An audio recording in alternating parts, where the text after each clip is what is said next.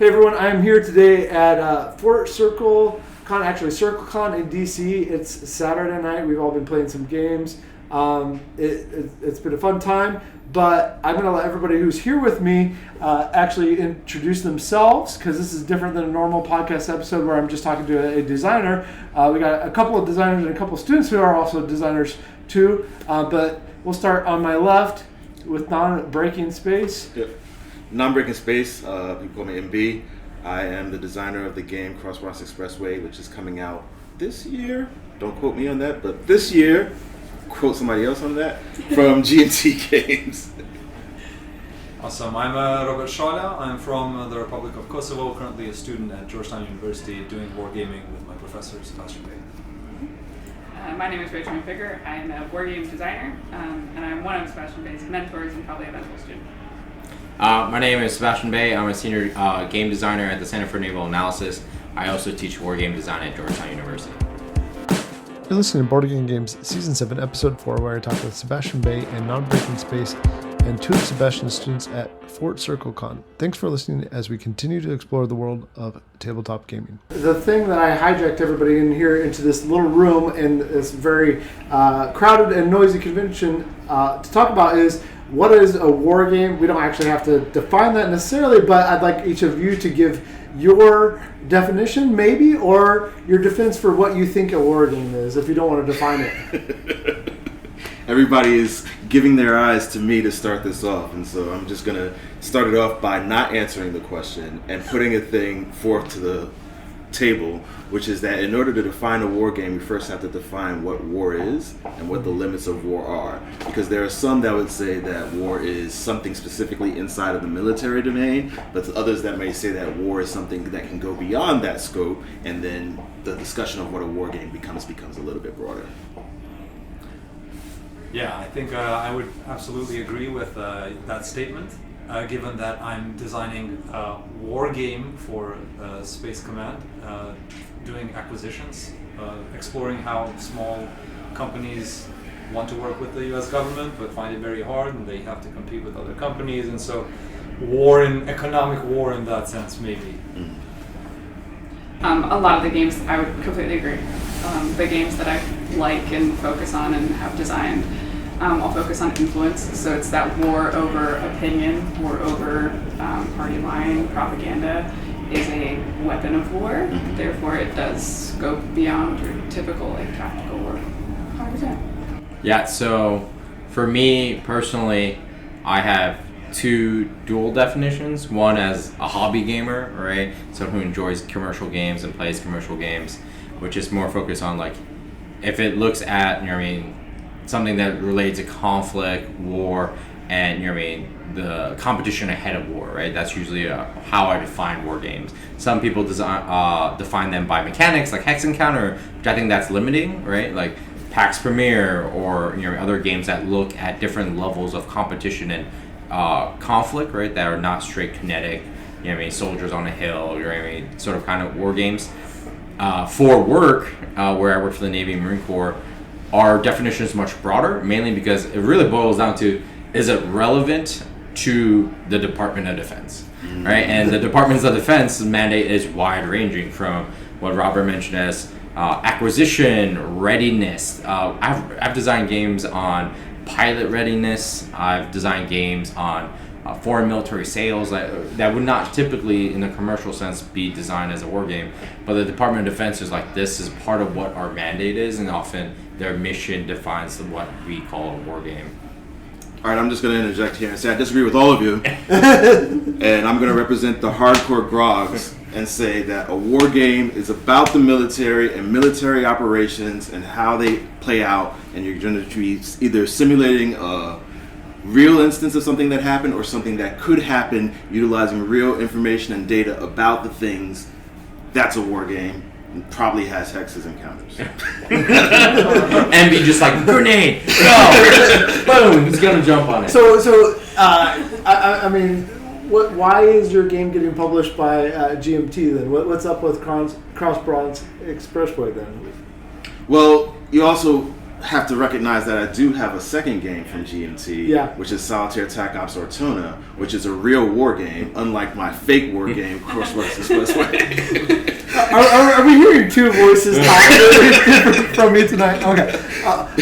Let's go back to this idea of influence. For the hobby gamer, like, what does that mean to assert and use influence within a game in this way that some of you have mentioned? I think for a hobby gamer, it really becomes a difference between when you're coming up with plans that can affect everybody else's decisions. That makes there being levels of interaction that can result in conflicting opinions. And that is different from, by example, the more standard definition of a Euro game, where you can sort of do your thing and you may not even have any interaction with everybody else. You just have this sort of shared space in which that's happening. There becomes less interaction, less conflict, and it sort of takes away that level of influence on what other players' decisions are. Though you can also say worker placement can get there as well. Yeah. Like, I think it really depends on the type of engine. And I do think, Robert and I were talking about this over lunch of like, one of the things that, the type of Euros that I don't particularly like is when we're siloed and we're just sort of like, Scythe has a certain element to it. I like Scythe, but mainly thematically, right? But like, I don't like the early portions of Scythe because I feel like I'm just playing by myself. I can leave the table and come back 20 minutes later. I have no effect. Yep. Although I do like Scythe, right? That dynamic of it, I think that it could be better. But I think for a lot of war games, it's, part of it you can define it by theme, right? About military operations and so forth. But I think influence, is a bigger portion of it, at least for me who works in the field, because we cannot deploy to places, we cannot, like, where the start line begins for military operations is where influence ended, right? Mm-hmm. So, when we think about force posture or force design or what army you start the war with, that's about readiness. That's all about economic stuff. That is about influence in the Pacific or Europe, right? Like the Cold War stuff, right? That's why I think when people are always like trash on Jason on Twilight Struggle being a war game or not, I think the argument could go either way depending on really where your strong feelings lie. Mm-hmm. Rachel, influence. That was very influential. To say the least. I think that discussion highlights one thing of, like, in DoD level war games, influence is played out on the board in a certain type of way. Typically, if it's going to be part of the game, it is put into the adjudication model in terms of, like, will to fight. How willing is XYZ country to allow you to use them for overflight and things like that. Whereas in hobby gaming, you see in games like Risk and Diplomacy, like the basics, it's that human interaction that is the influence of the game. But like in Diplomacy, if you're not a good person, you're gonna lose even if you're Russia. So I will throw a potential controversial question to the group, which is, what is a game that you think is a war game and a lot of people don't think it is, or the other way around, when people think it is a war game and you think it's not? Let's come right back to that, because I want a more of a definition. Yeah, let's do that grenade. I have a couple more grenades that I'm thinking about throwing at all of you. But conflict simulation versus war game. What is that? Is there an important distinction or not? Because Jason's the one who was like, oh yeah, my game is conflict simulation. It's not a war game. I'm willing to admit that. That's fine. Is that an important distinction or not? And then we'll go right back to what Sebastian said. Yeah. Yeah, I think I'll go back to that. What is war? And you could look at someone like Clausewitz would say, yeah, war is a continuation of policy, and then you would look at Mao Zedong and he would say the opposite. He would say policy is a continuation of war, and I think what all war games have is conflict, but not necessarily all conflict games are war games. Even though I think there is a space where you could take more abstract conflicts, like a will to fight or economic competition, and tie that into a greater conflict and explore that dynamic of how that works in a war or in a broader conflict like that. I think in general, conflict simulation and war is just a distinction to satisfy the mainstream board game hobby. It's just a categorization to sort of put things into buckets to make them more either accessible or less accessible. But at the end of the day, it's a question of what level of interaction do you want to have about this particular topic, and how much do you want to create the friction between there, you know? Yeah. So let's go back to Sebastian's question. What is the war game that everyone else is not going to say is a war game that you're like, you know what, this is a war game, I will defend this no matter what, you will have to, throw me out of gaming before I will admit this is not a war game? I got the answer. Okay. I got my answer. Roads and Boats. I've never played it, so... Roads and Boats, Splatter's game is probably the most conflict-inducing levels of a logistic game that you can possibly have. And when you get to the expansion, they actually have bombs, but before you get to the expansion, there's no bombs, so you're not actually throwing anything. But you are going in, stealing people's stuff, while trying to build up the resistance. You're building walls, the people that are taking down your walls, all of those things to be able to protect your resources. It's absolutely a war game. I don't know if I'm qualified to answer this question. Do you like games? What? Yes? You're What? qualified. Oh, we got that. You are qualified. So what? Yeah, go. Yes, but I don't have as much hobby gaming experience. And I also think that for it to be a war game, there needs to be some level of conflict. There needs to be some level of what? Some level of conflict that is like, I don't know. Is Scrabble a war game? No.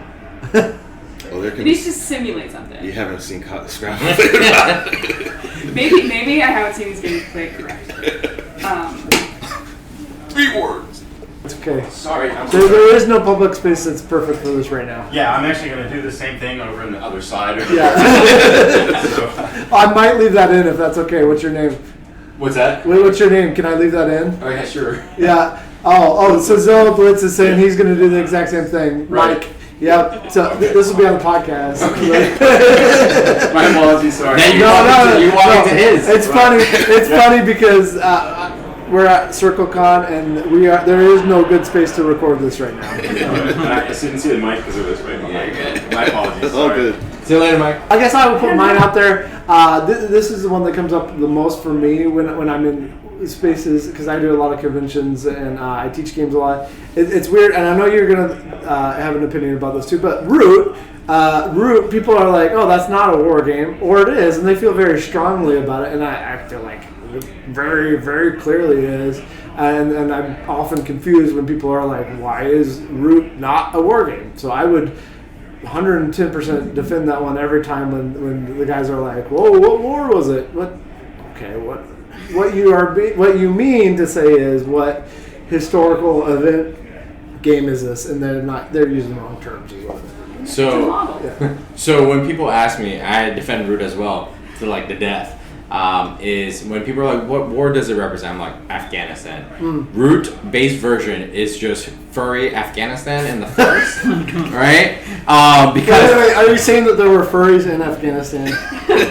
no comment. Okay. On that one. Well, there's right? a furry Afghanistan. Right. Where the Marquis the Cat, right, is essentially NATO and the U.S. forces running around trying to like beat up people. The new power. Right? The new power, right?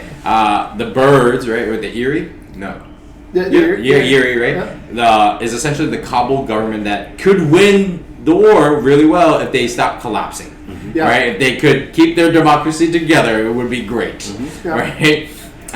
The mice are the Taliban, who are sneaky long-term winners, right? Typically, right? And the raccoon, the vagabond, is Pakistan, who is broken the first game and wins all the time, right? And history has shown us that is exactly what turned out, right? Marquis the Cat is the fun one to play, but always loses, right? Yeah. Once The raccoon and the mice are the ones who usually come out on top until Cole fixed the game, right? And I always tell people, like, oh, what war game is like Afghanistan? Let me explain to you, my friend, right? So that's my also hot take. No, I think that's relevant. But I think the truth of it is that Root could easily be applicable to several things because I think you're right. It is very applicable to that one, but there are some ideological things that are happening with each faction that can we can look and say, oh, this is this for this specific period in time. But do you have one? I agree with you both on Root. I think. Oh, that's too easy. No. What else we got? I haven't played many games, but Root is one of them, and I've played that here in this con. So for me, it absolutely was a war game. Just because you're playing little furry animals in a forest does not mean it's not brutal. It does a good job of showing some conflict dynamics, different factions, different asymmetries. I would be curious as to if it's not a war game, then what is it? So, going back to the dissenting opinion. Yeah, please do. Let's do it. Cole, I love you. You're my friend. But the argument against Root as a war game usually boils down to that distinction that we were saying before about the categorization of gaming in the hobby. Where in the categorization of the gaming in the hobby, it doesn't fit squarely into the war game, and you have so many dynamics that fit closer to the Euro, where it's like, oh, well, it's just an area control game, and it's just an area control game with some asymmetric powers, You see that sort of across the board, but it's not really a war game because it's not directly about these things. So, what is... let's take that to, since we have professionals to be in wargaming. What is area control, or is there a simulacrum? Is there something similar that we can talk about? Like, is that even a valid point, or is this just a market category that has been created, or a gatekeeping category that's been created? I definitely think it's like gate and marketing. Okay. Yeah. So, related to that. For the professionals who are doing wargaming, what does area control stuff look like in what you do? So for us, we rarely define our games professionally by the format, right? Some of our games are traditional, right? Like Hex Encounter, what normal hobby people will walk into the door and be like, oh yeah, they're obviously doing war games, right? Other times, they walk into one of our war games and a bunch of uniformed guys are over Excel sheets tracking like munitions and stuff, and they'll be like, what the hell, right? Because essentially they're playing a resource allocation game over Excel, and they hate us for 14 hours a day for 5 days, right? Yeah. But for us, we're like, this is what you would literally need to do, right? In a supply company or a brigade or at one of the combatant commands, tracking how many Tomahawk missiles you have left, right? For the cool people, you know what I mean?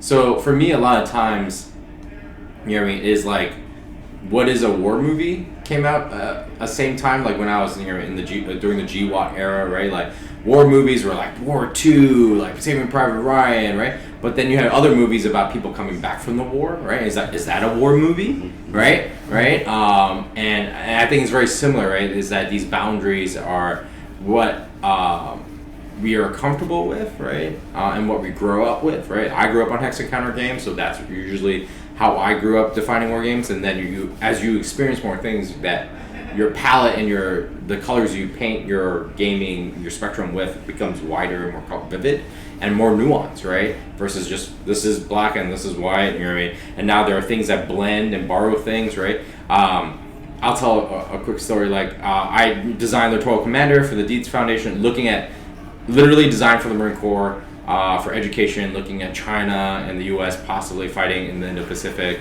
right?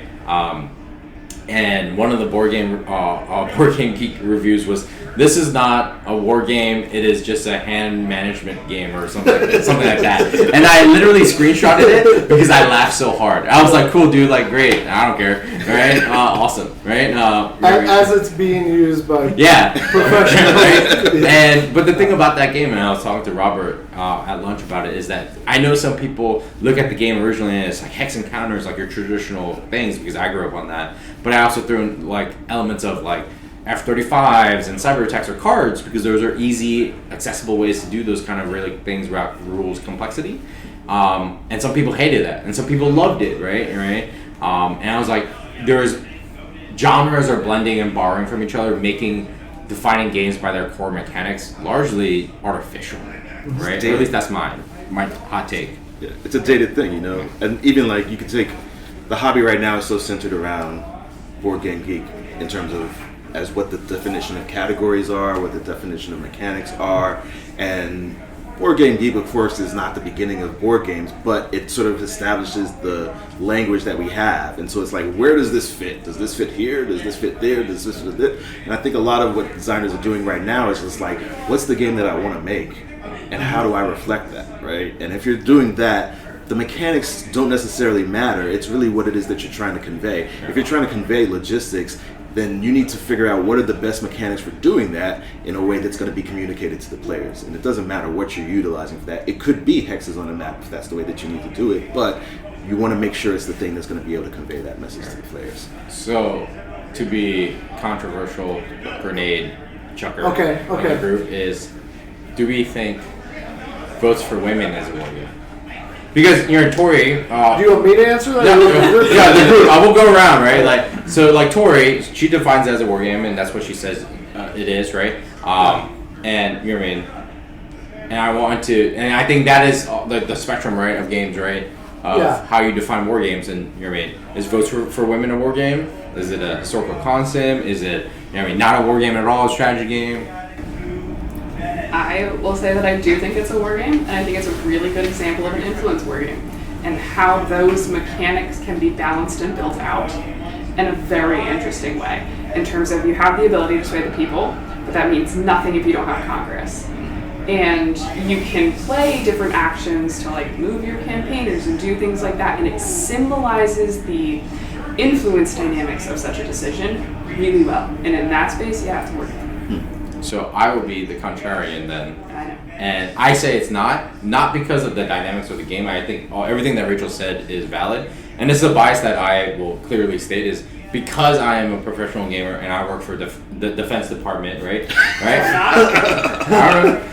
No, Rachel does too, right? But this is maybe a bias she doesn't have, right? Is I have a bias, right? Is that I define it in the sense if you can have all those things, right? But if it's the domestic thing, it doesn't sit in the realm that DoD cares about, I don't define it as a war game, right? If you did the same dynamic and we're gonna do this in Colombia, like your game about Battle for the Ballot, right? Influencing an election, it's not the election portion or passing things. It is the fact that it is not in the realm that DoD, in my mind, will do, right? I think it's a great political game, right? It has whatever you want to call it, right?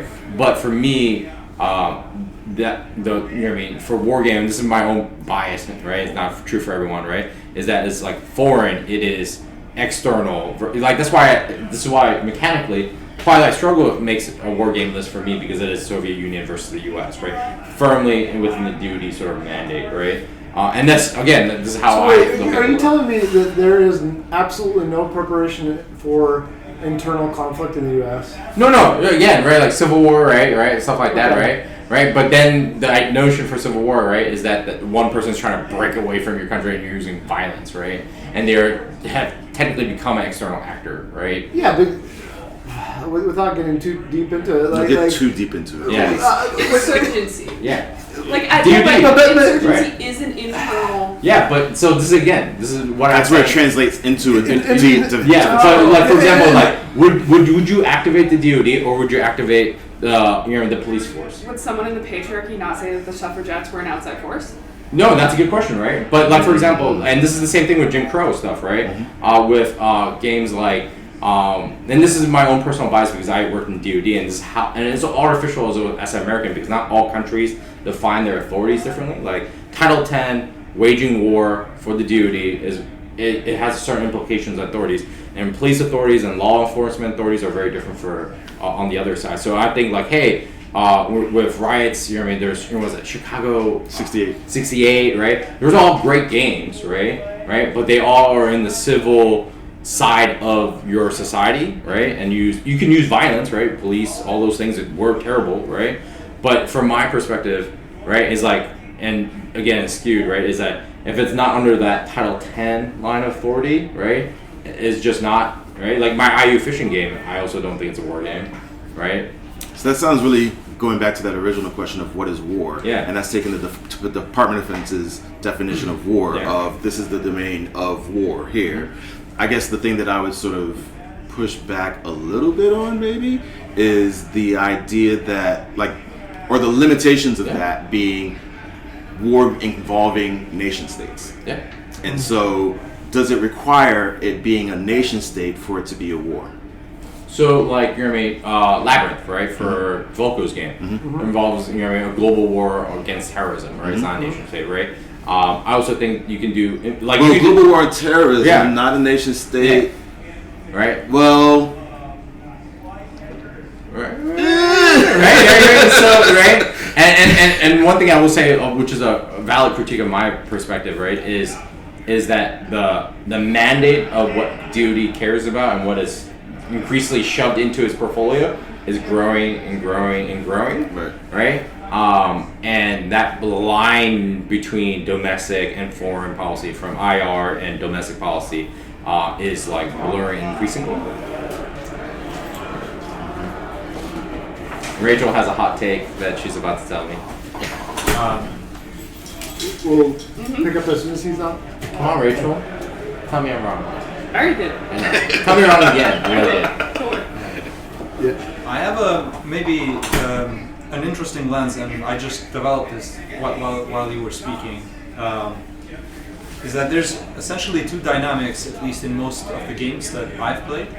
There's the dynamic of coercion and the dynamic of exploitation. And I think, going back to your question for area control, I think area control has a lot to do with coercion more than exploitation. Whereas Euro games or economic games are more exploitative in the sense that you're trying to get as much value from an exploitative space. You're trying to make as much more money, you're trying to get as many resources. Whereas coercion is a little bit different, where you're trying to go into a territory that might be useful for exploitation, but you're actually trying to hold that. You're trying to push others away. You're trying to impose your will with force and violence into a space. Now, that's not to say that coercion can't be abstracted. There might be instances where there is a coercive mechanic, where you are doing area control, really. But those two dynamics seem interesting to analyze games from that perspective, to see what elements are coercion, what elements are exploitation. And I feel like if there's a lot of coercion, it feels like a war game. If there's a lot of exploitation, it feels more like a Euro game or economics or something else. I've never thought about it that way, but that's interesting. I do want to go back really quickly to votes for women, because I think the question that I pose to that is, what is the importance of being a war game to that game? Define importance. Define importance. Like, do you mean importance of like, why is it important for it to be a war game or to not be a war game? I think it's important for it to be a war game because it looks at the influence aspect of something. And it's important for it to be a war game because it's a historical scenario where when you play through the game, what actually happened is not the most likely solution. If you play it, the patriarchy's hand is continuously stacked. Like, it's really hard to lose as a patriarchy, and that's the way it was in reality. And so when you make an issue like that into a war game, and you make that dynamic part of the historical war game, I think that it feeds a greater discussion in the greater community about what that could be. So, does that make sense? Yeah, it does make sense, right? Like, mechanically, right? And this is why I don't define games mechanically, right? Is like, for example, like when you design a game about presidential elections, right, in the U.S., and can have all those same dynamics, right? But I still wouldn't call that a war game, right? You know what I mean? Audio just doesn't pick up faces. Do you just want guns? So, because we're limited on time, this is the question I want to end up with. I think this is a great discussion. If you all have time later on, we maybe could do a Zoom call, but I'm not going to expect anything of anybody. So, I'm going to put out there, and you can defend it or not, what is the economic game that you would want to see that is about economic conflict? So I'm going to put that out there. You take that as you will, we can set aside the war game question for a second. But I think it's relevant to what we're talking about related to votes for women and things. Because, and what you were saying too, but like, because without a doubt though, there is economic conflict. I mean, right? corporate espionage. Yeah, right? Mm-hmm. So there is economic conflict. So tell me, and we'll end here, and I appreciate all your time. This is great discussion. What is a game that you would want to see about economic conflict? So I'll go first as people stall and think of something. Like one of my favorite economic games is Container, right? But I wouldn't call it a war game, right? Like in its current form, I would not call it a war game. It is an economic game. It's great. But how I would like make a war game twist to it is like if you're countries and you are trying to use the companies themselves as vehicles of your national agenda, right? As you're like, you know, sort of how the PRC uses state-owned enterprises, how U.S. can incentivize certain behaviors, right? Like we're trying to do with semiconductors, right? You are now framing as I have an agenda. These are my tools and mediums in which I am channeling national power, and that power is colliding. And economics is just the means we're doing so, right? But I love Container. Would not define it as a war game, but if I could make it into a war game, that's how I would sort of do it, because that is also a portion of how I think of, like, you know what I mean? It does not involve tanks and fighters and so forth all the time. I think it is often, you know what I mean? And this is my own bias of how I sort things of domestic and international. Oh, you have to be part of the discussion now. Sure. Tim, Would you like to know what's a board game? Partner, no, but now we are on. Rachel's gonna give her answer on the economic conflict game that she wants to see, and then you're up next. Awesome. I want to see a game that models out sanction economies in terms of how many countries do you sanction before a sanction is useless, because they create their entire back network. So if you have an East versus West, if we sanction the entire East, if they have the resources to enable themselves, as long as if the West sanctions the East, if the East has all of the resources necessary to continue to function, sanctions don't matter anymore. Like practically all your people still have bread, no one's going to be angry. And I want to see that modeled out in a word game for a game. I think that would be sick. Yeah. And I also think we over rely on sanctions and it show that. Yeah. Tim, you're up because I'm forcing you to answer the question. What economic conflict game do you want to see? Economic conflict game. I guess I would like to see, for me, when I think of some of the aspects of economics I'm looking at is also like personnel. So, like right now, Russia, Ukraine, one of the big questions that's not on the battlefield is how long can they sustain the fight? How long, not necessarily the economies with sanctions and whatnot, but one of the big questions is how many personnel can they keep pushing onto the battlefield? And both of them are struggling with that. Both of them don't know the answer to that themselves, and they're just hoping that they can sustain themselves. So a game that would like maybe have that aspect in there, like you want to keep a struggle going, but you don't know. It's kind of a combination of the will of the people and or their ability to go immobilize people. I mean, that was the whole point behind how World War I started, was that question about how mobilization was going to work, and what their theories were with that is that if you start mobilizing and one starts, then everyone has to start, and it's like it's a machine that can't stop. So that whole mobilization piece, I think, is kind of interesting to take a look at. That would be, I know it's not quite economics, there's not dollar signs necessarily, but it is a part that's going to keep the economy going. I'm not starting that conversation except what is economics. So in the 90s, I was born, and my parents, they were born and we lived in former Yugoslavia. I was born in the Republic of Kosovo at the time, now Republic of Kosovo. And one interesting dynamic is related to sanctions and not being able to do commerce. My parents were all fired, and my family members from state-owned enterprises. And so they had to become capitalists, essentially smugglers, because you weren't allowed to even do commerce, right?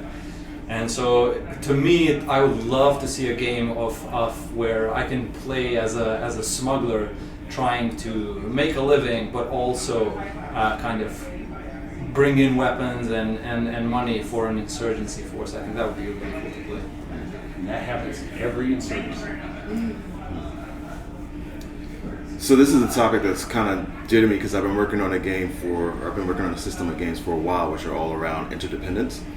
And I think interdependence is one of those topics where economics is really at the core of it, but you see the other aspects, it brings in all of the other domains to sort of maintain it. And so being able to just really, how do you reflect the fact that this hotspot that's happening here really puts a strain on the economics over here, which is things that we've seen, by example, with the Ukraine invasion, it put this strain on the global oil trade, and that it's an economic influence or economic impact that just goes all over the place because of this other action. And so being able to model the way that these things external to the network can strain the network to create economic effects that go. Cool. Thank you so much, everybody. I really appreciate your time. Hope you enjoy the rest of Fort Circle. Oh wait, we you forgot to me the answer for what a war game is, and that's a game that has the potential for violence. I mean, everybody knows that. So you missed a lot of discussion already. So I will say one last thing is that Yeah. I think broadly, I think we broadly agree that it doesn't matter, right? Like, Yeah. it's a personal choice, No. right? Like, cool. Like, Yeah. I think it's a war game. You don't think it's a war game.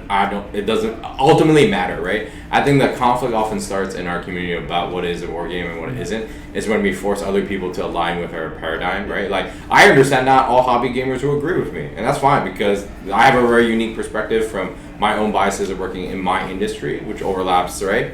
But other people who are hobby gamers, they may be, inherit that definition from their dad or whatever, and that's okay. Like, I don't care. It doesn't affect my view of the world, right? I think that's fundamentally, it doesn't matter. You know what I mean? I would love to find out how many people's dads tell them what a war game is. Son, this is what a war game is. We spent a whole Sunday evening on it. Implicitly. Don't let anyone tell you any different. It's a cultural passed down thing, right? But okay. On that note, because I don't know, none of you have listened to the podcast, but like my goal is to say we don't need these arbitrary definitions. Let's bring more people into the hobby. And guess what, everybody? You don't actually have to buy a game. You can borrow mine or somebody else's, or come play with people. Let's interact more. Let's have more discussions. Let's become better human beings. That's, I think, part of the point of gaming. And that's what this conversation was about to me, not about defining these things, so that we can grow as people. So, again, thank you all for being part of this discussion, and hopefully we'll see you next year. You just listened to Boarding Game Games Season 7, Episode 4, where I talked with Sebastian J, Rachel, Robert, and Non-Breaking Space about what is a war game and deconstructed that a little bit. Thanks for listening as we continue to explore the world of tabletop gaming.